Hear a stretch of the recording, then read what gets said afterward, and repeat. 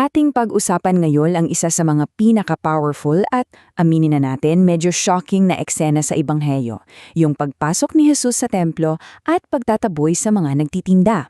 Ano nga ba talaga ang nangyayari dito? At bakit ito mas malalim pa sa inaakala natin?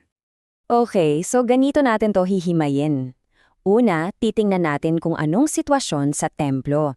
Pangalawa, yung mismong ginawa ni Jesus. Tapos, yung nakakagulat niyang sinabi tungkol sa bagong templo.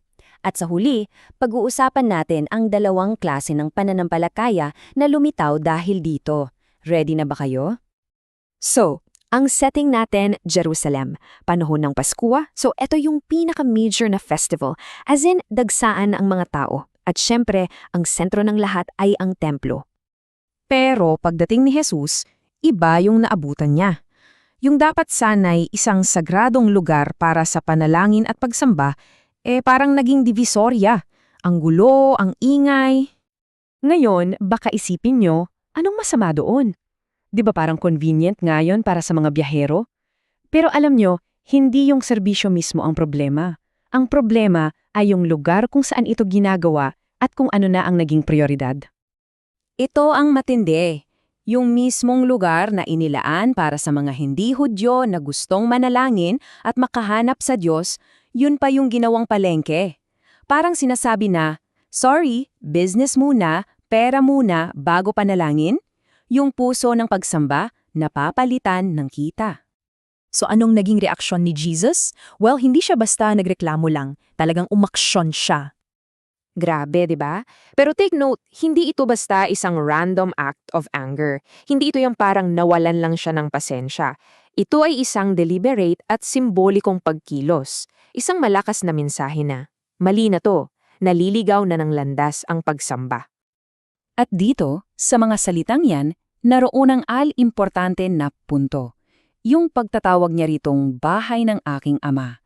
Hindi lang siya naglilinis, inaakin niya ito. Sinasabi niya na mayroon siyang kakaibang otoridad at relasyon sa lugar na yun. Siyempre, yung mga leader ng relihiyon na offend, parang sino ka para gawin to? Kaya humingi sila ng isang tanda para patunayan ang authority niya at yung isinagot ni Jesus, dito talaga nag-iba ang lahat. Nung narinig ito ng mga leader, for sure, ang tingin nila sa kanya, baliw. Isang imposibleng banta ang narinig nila. Paano naman kasi?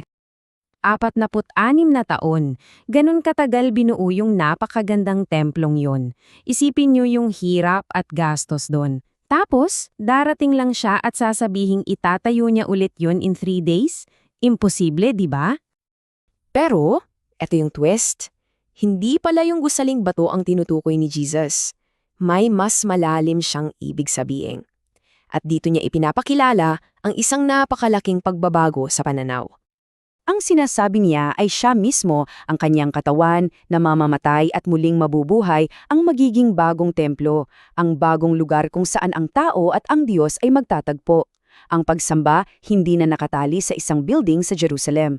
Nakasentro na ito sa isang persona, kay Jesus. So pagkatapos ng lahat ng mga dramatikong pangyayaring ito, marami raw ang naniwala kay Jesus. Nakita kasi nila yung mga himala at mga tandang ginagawa niya. Pero, may isang napaka-critical na detalye. Sabi sa kasulatan, hindi ipinagkatiwala ni Jesus ang kanyang sarili sa kanila. Bakit? Kasi alam niya kung ano ang nasa puso nila.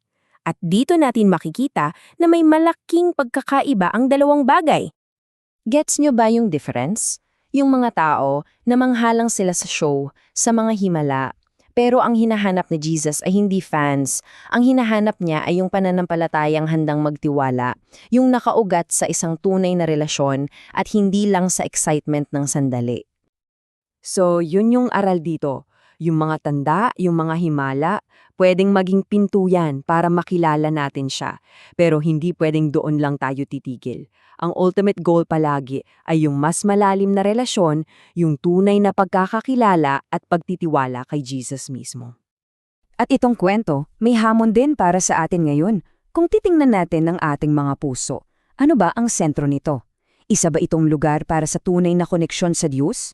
O baka tulad ng templo noon, naging isa na rin itong pamilihan ng iba't ibang prioridad ng mga alalahanin at ambisyon. Isang magandang pagnilayan.